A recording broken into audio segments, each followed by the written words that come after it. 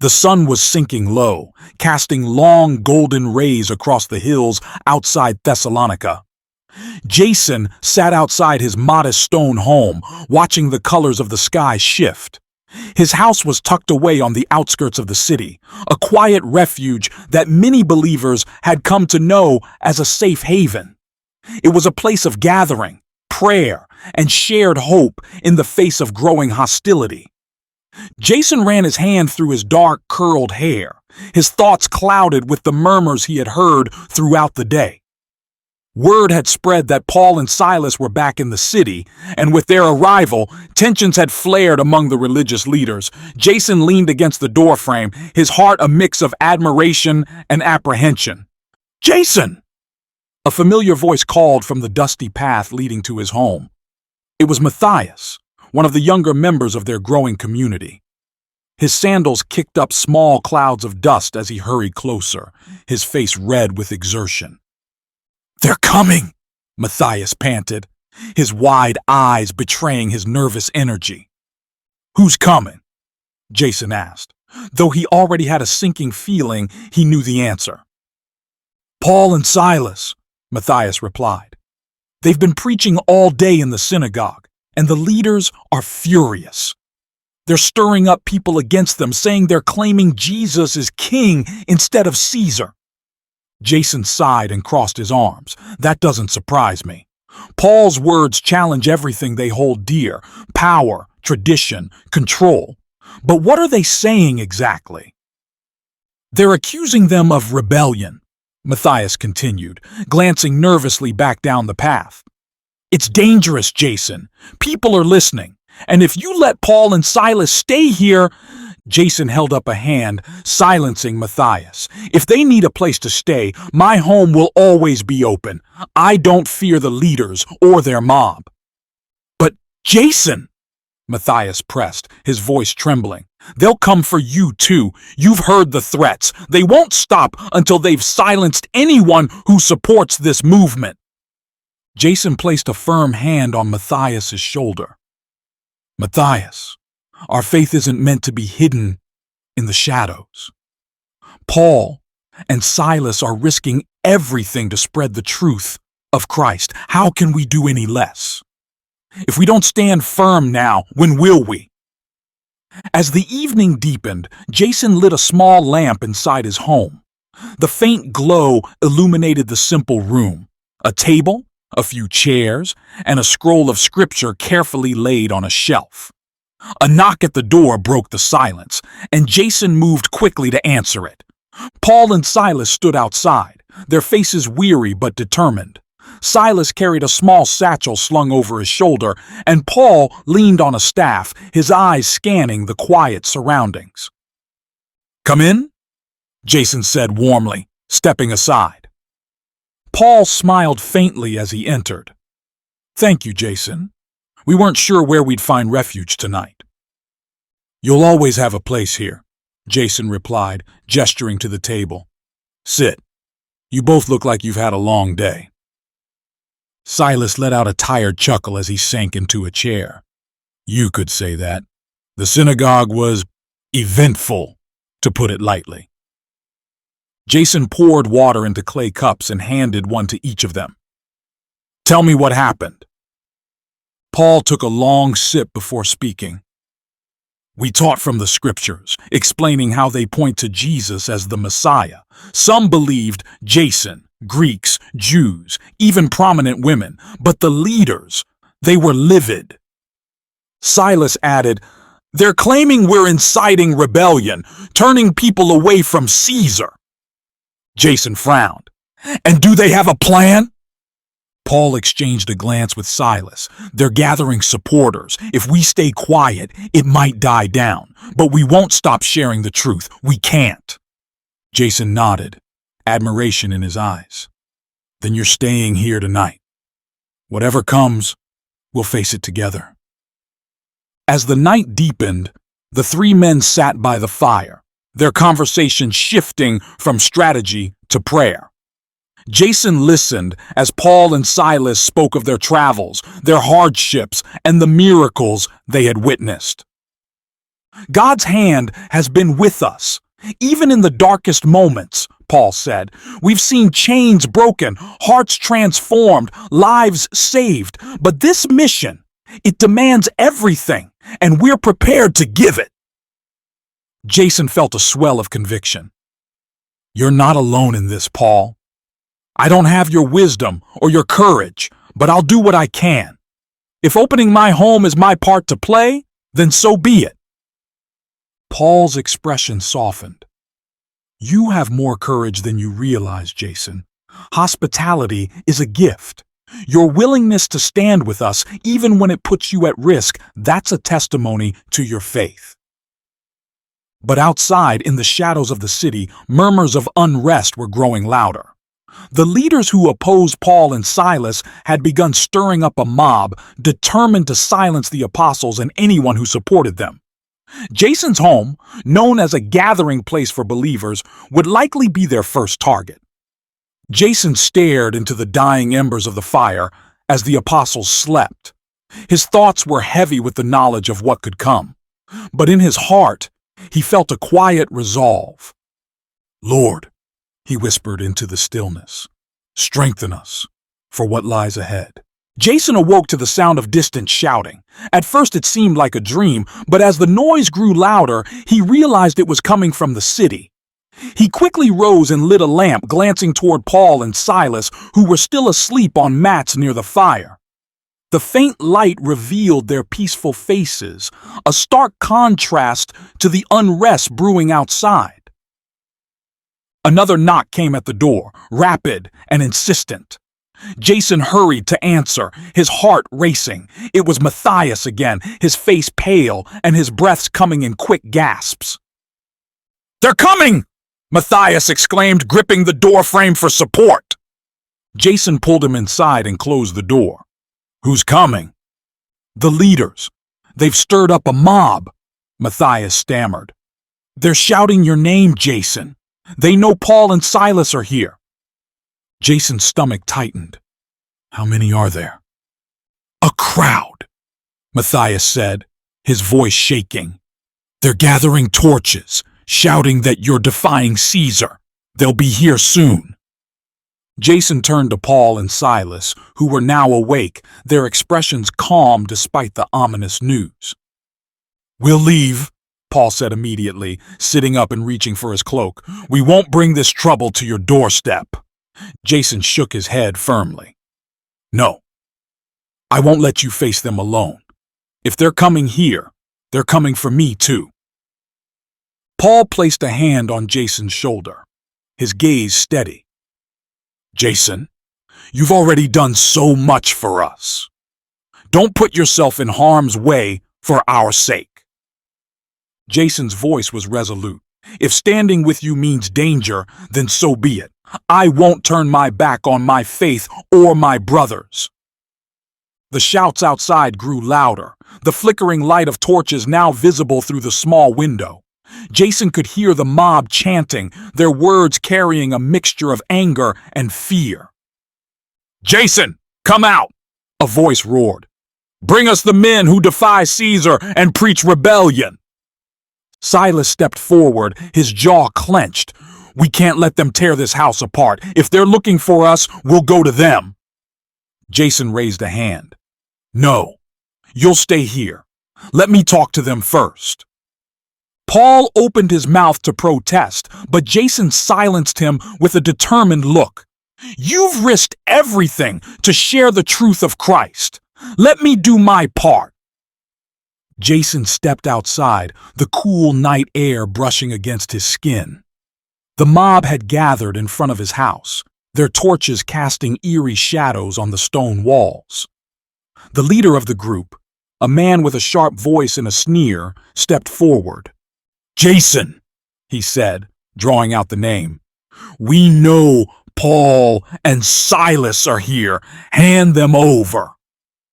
Jason stood tall, his heart pounding, but his voice steady. "Paul and Silas are not inciting rebellion.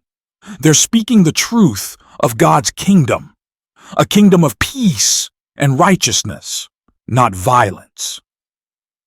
The man's sneer deepened.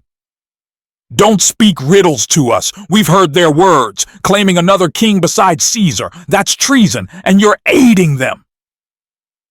Jason took a deep breath, glancing at the angry faces in the crowd. You've been misled, he said. Their message isn't about overthrowing Caesar. It's about the hope and salvation found in Jesus Christ. That hope is for all people, including you.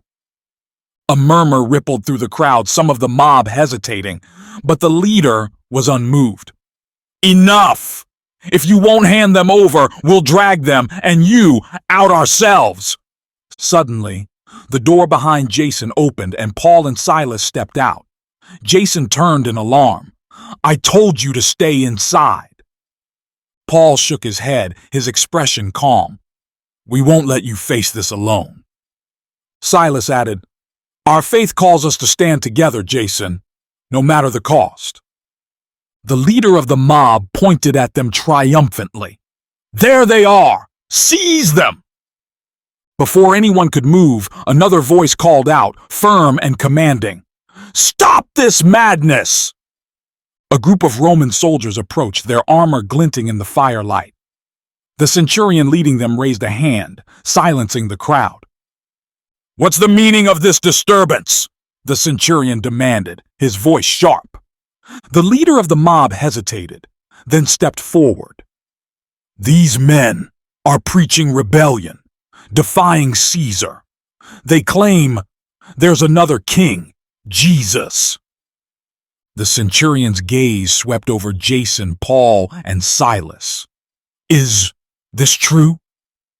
Paul stepped forward. We preach a kingdom not of this world, a kingdom of peace, justice, and truth. We mean no harm to Caesar or his rule. The centurion studied him for a moment, then turned to the mob. Return to your homes. This is not the place for such disputes. The mob grumbled, but began to disperse. Their torches extinguished one by one. The centurion gave Jason a warning look. Keep your gatherings peaceful, or there will be consequences. Jason nodded. Thank you. As the soldiers departed, Jason let out a shaky breath, relief washing over him. Paul placed a hand on his shoulder. You showed great courage tonight, Jason. Jason managed a small smile. I only did what I had to. We stand together, no matter what. Inside, the three men knelt in prayer, their gratitude overflowing. Though the night had brought danger, it had also brought a deeper resolve. They knew the road ahead would be difficult, but they were ready to face it together, trusting in the strength of their faith. The morning sun crept over the horizon, casting a warm glow across Thessalonica. But for Jason, the new day brought no comfort. He sat in his home, staring at the remnants of the previous night. A broken clay pot near the doorway, scorch marks on the wall from the mob's torches, and the lingering tension in the air. Paul and Silas sat nearby, quietly discussing their plans, while Jason wrestled with the events that had unfolded. The sound of heavy footsteps approaching broke the silence. Jason's heart sank as he rose to his feet, already suspecting who it might be. A loud knock followed, sharp and commanding. Jason exchanged a glance with Paul before stepping forward to open the door. Standing there were Roman soldiers, their faces stern and unyielding. The centurion from the night before stepped forward, his tone brisk. Jason, by order of the city officials, you are to come with us. The charges against you are aiding rebels and inciting unrest. Jason's stomach tightened, but he kept his voice steady. I've done nothing but offer shelter to travelers. These men are not rebels. The centurion's eyes narrowed. The officials will determine that. You'll have your chance to explain, but for now, you're coming with us.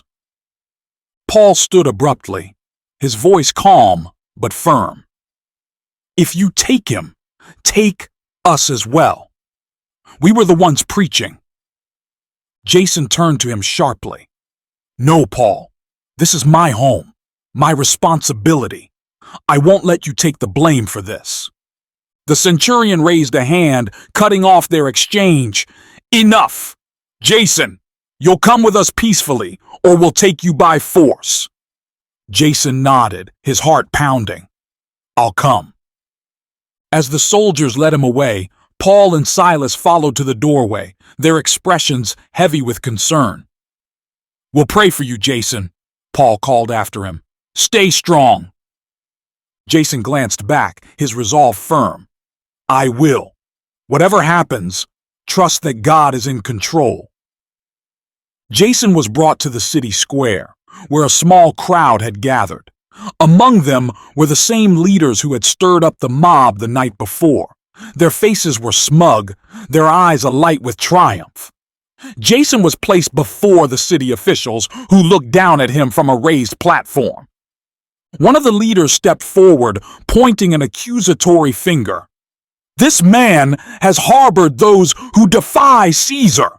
They preach rebellion, claiming another king named Jesus." Jason lifted his chin, his voice clear. "Paul and Silas preach a kingdom of peace and truth, not rebellion. Their message threatens no one except those who cling to lies and power." The leader's face darkened. "Enough! Your words are dangerous, Jason. If you continue to align yourself with these men, you'll bring destruction upon this city." The official presiding over the proceedings raised a hand, silencing the murmurs of the crowd. "Jason, do you deny harboring these men and supporting their teachings?" "I do not deny it," Jason said boldly. "I believe in the message they preach, a message of hope and salvation for all people. If that makes me guilty, so be it." A murmur rippled through the crowd, some nodding in agreement, while others whispered in disapproval. The official frowned, his tone sharp. "Jason, you are hereby fined and warned. Should you continue to shelter these men or cause further unrest, the consequences will be severe." Jason was released shortly after, the weight of the fine heavy on his shoulders. As he walked back toward his home, Matthias caught up to him, his face filled with worry. "Jason, what will you do now?" Matthias asked. "This fine is outrageous and the officials won't stop watching you." Jason sighed, his steps slowing. "I'll pay the fine, and I'll continue to stand firm. If they think they can silence us with threats and money, they're mistaken." "But what if they come back?" Matthias pressed. "What if they take everything?" Jason stopped and turned to him. "Then they take everything. But they cannot take my faith, Matthias. I'd rather lose my home than deny the truth." When Jason returned home, Paul and Silas were waiting for him. The moment he stepped inside, Silas spoke. "We heard what happened. They fined you, didn't they?" Jason nodded, exhaustion creeping into his voice. "Yes, it's steep, but I'll manage. They warned me not to shelter you again." Paul's face was grim. "We can't stay here, Jason. If we do, it will only bring more trouble for you." Jason shook his head. "You're not leaving. Where will you go?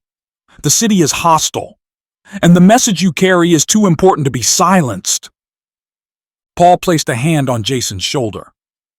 "We'll find a way. The church is not a building or a single home. It's the people. You've done more than enough, Jason. Let us continue the mission elsewhere." Jason's voice wavered with emotion. "You've taught us so much, Paul. If you leave, how will we stay strong?" Paul smiled gently. "You have each other, Jason. The Spirit of God is with you, and His strength is greater than any threat. Share what you've learned. Encourage one another. The church in Thessalonica is strong because of people like you." The night ended with prayer and quiet conversation. Jason knew Paul and Silas would leave soon, but his heart was at peace. Their mission would continue, and the seeds they had planted in Thessalonica would grow, no matter the opposition. As the firelight flickered across the room, Jason whispered a prayer of his own. Lord, give us courage to stand firm, even when the world is against us. Let our faith shine brighter than any darkness. The morning after Paul and Silas departed from Thessalonica, Jason stood in the doorway of his home, watching the quiet street. The previous night had been heavy with goodbyes, filled with promises of prayer and whispered blessings. Now, the absence of their presence left a noticeable void. Jason turned back inside, glancing around the room that had been a sanctuary for so many. Though empty now, the house still held the echoes of prayers, songs, and the teaching of the apostles. He sighed deeply, knowing the responsibility that now rested on his shoulders. The first gathering without Paul and Silas was quiet at first. A small group of believers trickled in, their faces a mixture of worry and determination. Jason greeted each one warmly, offering a reassuring smile despite his own uncertainty. Matthias arrived last, carrying a basket of bread and dried figs. They're watching the house, Matthias whispered, setting the basket on the table. I saw one of the officials' men near the market. They're keeping an eye on us. Jason nodded. Let them watch. We have nothing to hide. But what if they come again? One of the women asked, her voice trembling. What if they take you this time, Jason? Jason took a deep breath, addressing the group. If they come, we'll stand firm. Paul and Silas didn't flee because they were afraid. They left so the message could spread further. Now it's our turn to continue the work they started here. The church isn't built on one or two people. It's built on all of us, standing together in faith. The group began their meeting with a prayer. Jason's voice steady as he led them. Lord, give us courage to face what lies ahead.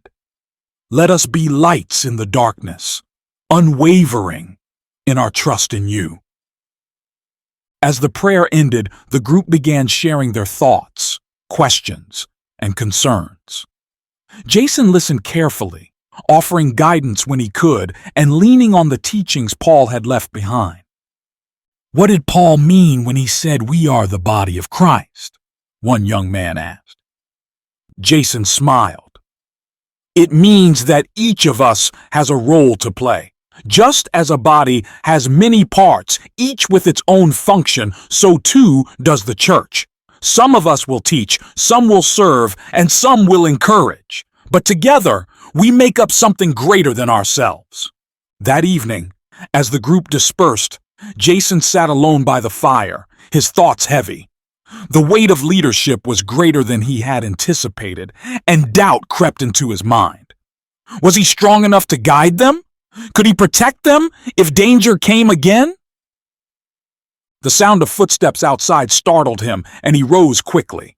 When the knock came, it was light but urgent. Jason opened the door to find an older man standing there, his face lined with years of wisdom. Jason, the man said softly. May I come in? Jason stepped aside. Of course, brother. What brings you here at this hour? The man entered, lowering himself into a chair by the fire. I've been watching you, he said. You've stepped into a role many would shy away from. It's not easy, is it? Jason shook his head. No, I never thought I'd be here, leading a group of believers. I'm just a man, a merchant, nothing special. The older man smiled gently. God doesn't call the extraordinary, Jason. He calls the willing, and when you are willing, he equips you for the task. Jason sat down across from him, his shoulders relaxing. But what if I fail? What if I can't lead them the way Paul did? You're not called to be Paul, the man replied. You're called to be Jason. Trust that God will work through you as you are. The next morning, Jason rose with a renewed sense of purpose. He began visiting the members of the community, checking on their well-being and offering words of encouragement. Some were afraid, others uncertain, but Jason's presence brought them comfort. One afternoon, he visited a young widow who had recently joined their group. She sat weaving in the corner of her modest home, her small child playing nearby. "Jason," she said, looking up with a weary smile, "it's good to see you. I was just thinking about the stories Paul told us. Do you really think God cares about someone like me?" Jason knelt beside her, his voice gentle. "Of course he does. Jesus didn't come for the powerful or the perfect. He came for all of us. You're part of his kingdom, just as much as anyone else." As weeks turned into months, the group grew stronger under Jason's leadership. They met in secret, sometimes changing locations to avoid suspicion. Jason's home became a hub of activity, a place where faith flourished despite the shadows of opposition. One evening, as Jason prepared for another gathering, Matthias arrived with urgent news. "Jason," he said breathlessly, "the officials are planning something. They've been asking questions about us, about you." Jason's heart sank, but he forced himself to stay calm. "Then we must be ready. No matter what happens, we'll trust in God's plan." That night, as the group gathered in the flickering lamplight, Jason spoke with a passion that stirred their hearts. "We were never promised an easy path," he said, "but we were promised that God would be with us every step of the way. Whatever comes, remember that His strength is greater than our fear. We are His, and He will not forsake us." The group prayed together, their voices rising in unity. Though the road ahead was uncertain, their faith was unshaken, and their bonds were stronger than ever. The quiet tension in Thessalonica had reached a breaking point. For weeks, the believers had moved cautiously, meeting in secret and scattering whenever Roman officials or local leaders became too curious. Jason had grown accustomed to the unease, but a growing sense of danger hung over him like a dark cloud. One night, as Jason prepared for another gathering, Matthias arrived in a flurry of urgency. His face was pale, and his voice trembled as he spoke. "Jason, it's worse than we thought," Matthias said, clutching the doorframe.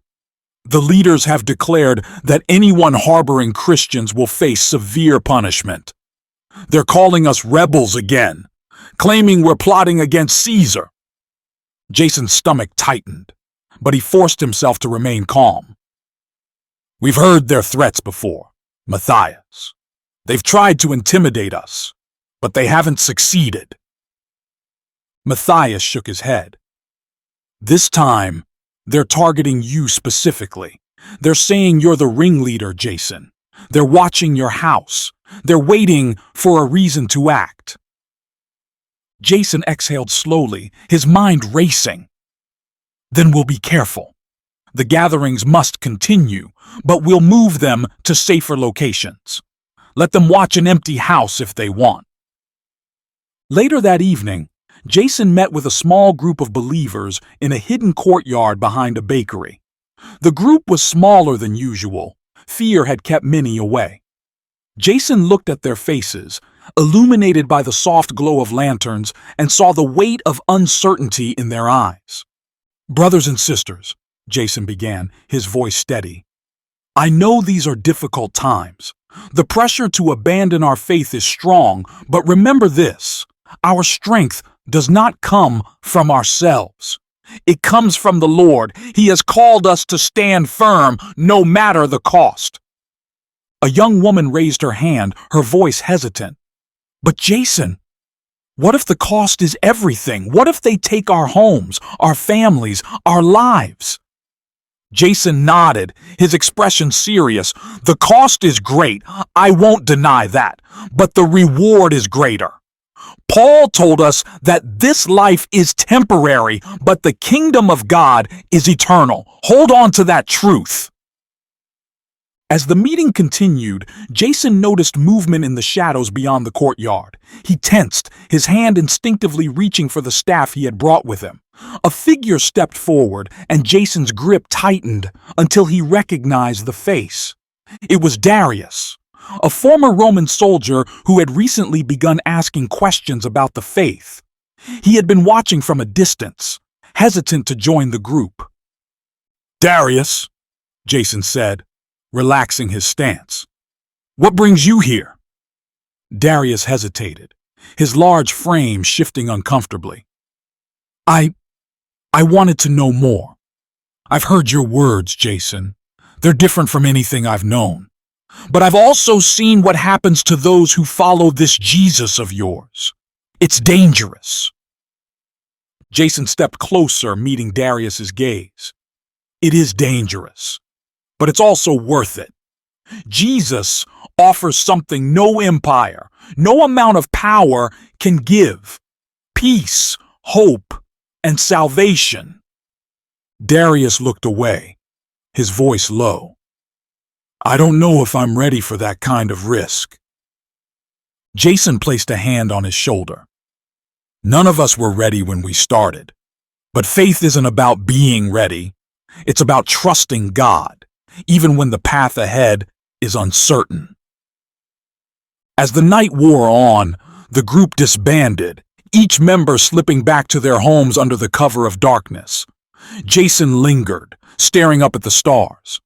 He thought of Paul and Silas, wondering where they were now and if they faced the same dangers. A rustling sound broke his thoughts, and he turned sharply. A shadow moved in the corner of the courtyard, and Jason's heart pounded. "Who's there?" he called, his voice firm. A man stepped forward, his face hidden under a hood. Jason recognized him as one of the city leaders, a man who had openly opposed the Christians. "Jason," the man said, his tone low and menacing, "you've been warned before. Stop these meetings or there will be consequences." Jason straightened, his resolve hardening. "I can't stop. The message of Christ is worth more than my safety, more than my life." The man sneered. "Then you'll pay the price." The next day, Jason's fears became reality. Roman officials arrived at his home demanding he pay another fine for his illegal gatherings. When he refused, they seized his property, taking anything of value. Jason stood in the doorway, watching them leave with the few possessions he had left, his heart heavy but his faith unshaken. Matthias arrived shortly after, his face filled with concern. "Jason, you can't keep this up. They'll take everything from you." "They already have," Jason replied quietly. "But they can't take my faith. Let them strip away what they will. It's all temporary." That evening, Jason met with the believers once more, this time in an abandoned storeroom. He told them what had happened, his voice steady despite the day's events. "They've taken my home, but they haven't taken my hope," he said. "We'll continue meeting, no matter where we have to go. Our faith isn't tied to a building or possessions. It's tied to the truth of Christ." The group nodded, their fear replaced with a renewed determination. Jason's courage inspired them, and they left the meeting stronger than before. As Jason returned to the empty shell of his home, he knelt in the quiet and prayed. "Lord, give me strength to keep going. Let my faith be a light in this darkness, no matter the cost." The quiet unease that had gripped Thessalonica for weeks finally erupted into open tension. The believers, who had moved cautiously through the city's shadowed alleys and hidden courtyards, were now being hunted. Rumors of rebellion fueled by accusations of plotting against Caesar painted them as enemies of the empire. Jason had long sensed the storm brewing, but its arrival still struck with jarring ferocity. Late one night, as Jason prepared for another secret gathering, Matthias arrived at his door in a rush, his pale face streaked with sweat. His breath came in ragged gasps, and his words tumbled out in panicked urgency. "Jason, the leaders have escalated their threats," Matthias began, his voice barely above a whisper. "They've declared that anyone harboring Christians will face severe punishment. They're calling us rebels again, traitors to Rome." Jason's expression hardened, though his heart weighed heavy. "We've stood firm before, Matthias," he said calmly. "Their threats will not silence us." Matthias hesitated, glancing nervously toward the street. "This time, it's you they want. They've named you the ringleader. They're watching your house, waiting for any excuse to act." Jason's jaw tightened, but his voice remained steady. "Then we'll move carefully. The gatherings must continue, but we'll change locations. Let them waste their time watching an empty house." That evening, Jason led the small group to a hidden courtyard behind a bakery. The air was heavy with fear, and the usual warmth of their fellowship felt stifled by the tension surrounding them. Lanterns cast flickering light on their faces, illuminating the unease in their eyes. Jason addressed them, his voice resolute despite the turmoil in his heart. "Brothers and sisters, these are dark times, but remember, our strength does not come from ourselves. It comes from the Lord, who has called us to stand firm no matter the cost." A young woman, her voice trembling, raised a question that lingered in all their minds. "What if the cost is everything? What if they take our homes, our families, even our lives?" Jason met her gaze, his tone steady. "The cost is great, but the reward is greater. Paul reminded us that this life is fleeting, but the kingdom of God is eternal. Hold on to that truth when fear creeps in." As he spoke, movement in the shadows caught Jason's attention. He tensed, his hand instinctively gripping the staff he had brought with him. The group fell silent, their eyes darting toward the disturbance. A figure stepped into the light, and Jason's grip relaxed when he recognized Darius, the former Roman soldier who had been lingering at the edges of their gatherings for weeks. His broad frame seemed smaller, burdened by uncertainty. "Darius," Jason said, his voice calm but cautious, "what brings you here tonight?" Darius hesitated, his gaze shifting uneasily. "I've been listening to your words, Jason. They're unlike anything I've ever heard, but I've also seen the price your people pay for following this Jesus. It's dangerous." Jason stepped closer, meeting Darius's troubled eyes. "It is dangerous, but it's worth it. Jesus offers peace that no empire, no amount of power can provide."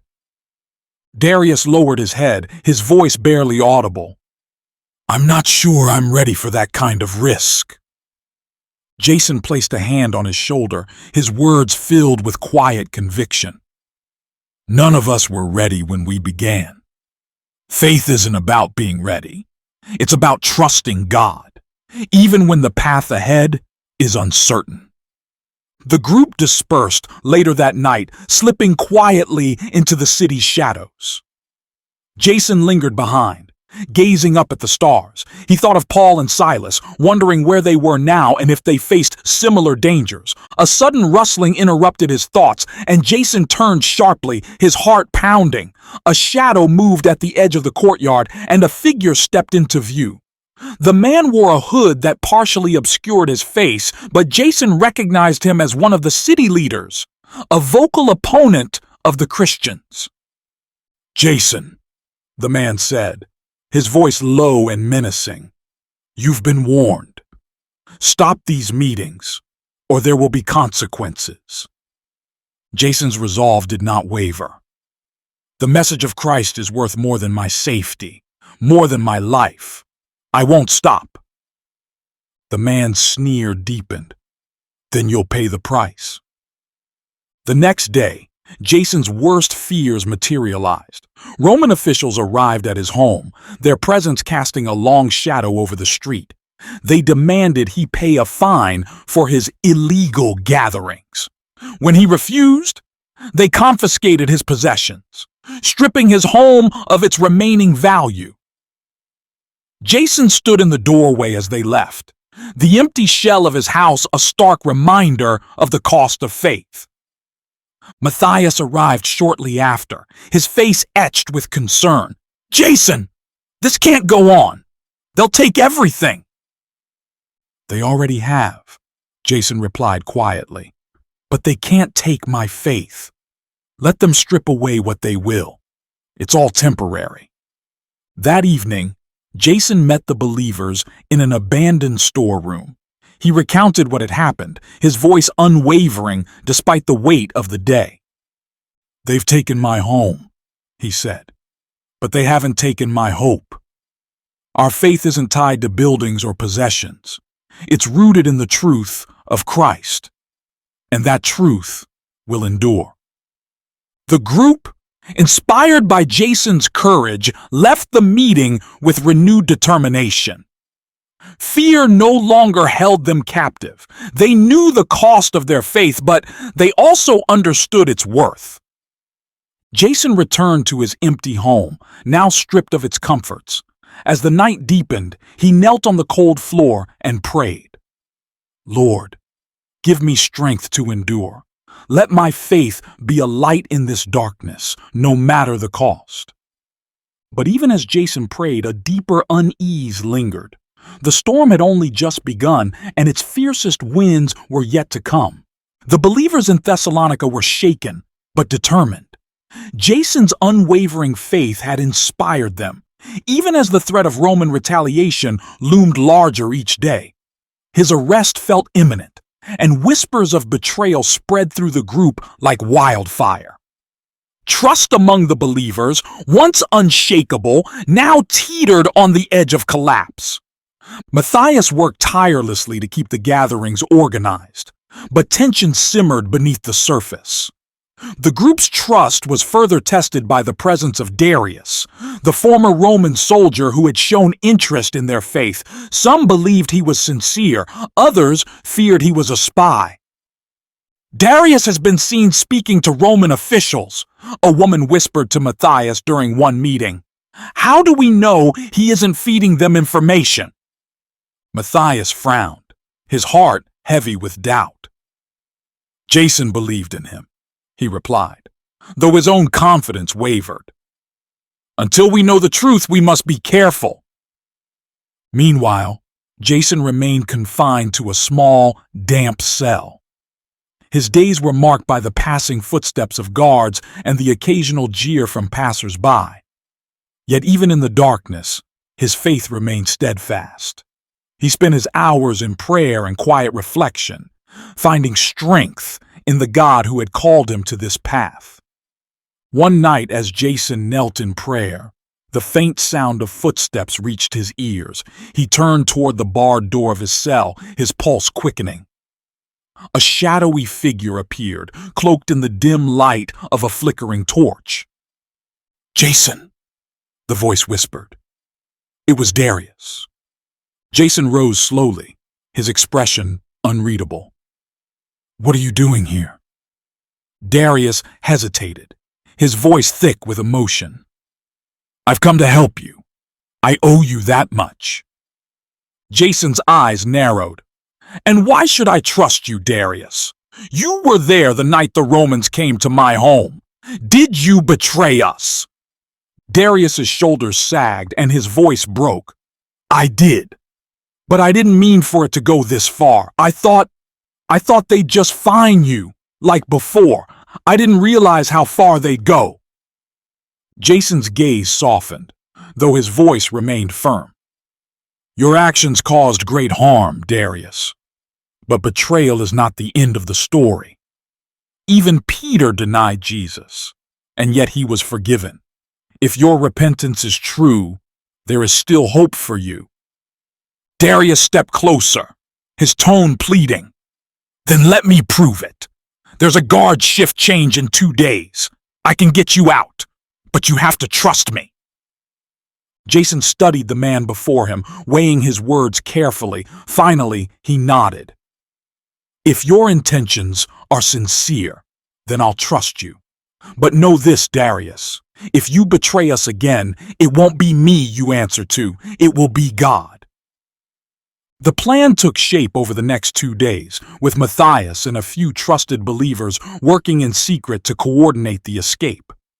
They used every resource at their disposal, relying on hidden allies and Darius's knowledge of the guards' routines. The risk was immense, but they knew they couldn't leave Jason to rot in that cell. On the appointed night, the streets of Thessalonica were eerily quiet. The group moved under the cover of darkness, their footsteps muffled by the dusty roads. Matthias, who had taken charge of the operation, led them to a side entrance near the prison. Inside, Darius worked quickly, his heart pounding as he convinced the lone guard on duty to step away from his post. Moments later, Matthias and the others slipped inside. They found Jason sitting calmly in his cell, his expression serene despite the danger surrounding him. "Jason," Matthias whispered, fumbling with the lock. "We're getting you out of here." Jason's lips curved into a faint smile. "I knew the Lord would provide a way." As the lock clicked open, Darius appeared at the end of the corridor, signaling for them to move quickly. The group moved in tense silence, their breaths shallow as they navigated the labyrinthine passages of the prison. Every creak of the floorboards, an echo of footsteps, sent a jolt of fear through their hearts. Just as they reached the exit, the sound of voices erupted behind them. The guard Darius had distracted had returned, his shouts ringing out through the night. The group broke into a sprint, Jason's chains rattling as they fled. Darius turned back, his face filled with resolve. "Go! I'll hold them off!" "No, Darius!" Jason called, but the man was already retreating toward the pursuing guards. Moments later, the clang of swords echoed through the streets. The believers pushed forward, emerging into the open air of the city. They hurried to a safe house on the outskirts of Thessalonica, their hearts racing as they barricaded the door behind them. And Jason, still catching his breath, looked around the room. "Where's Darius?" Matthias shook his head, his voice heavy with guilt. "He stayed behind to give us time. Jason, he might not make it." Jason bowed his head, a silent prayer forming on his lips. "Lord, be with him. Let his sacrifice not be in vain." The group sat in the dimly lit room, their relief tempered by the uncertainty of what lay ahead. Though Jason was free, they knew the Romans would not stop their pursuit. The escape had only bought them time. But for Jason, that time was enough. His faith was a flame that could not be extinguished, and he knew that the light of Christ would continue to shine, even in the darkest of places.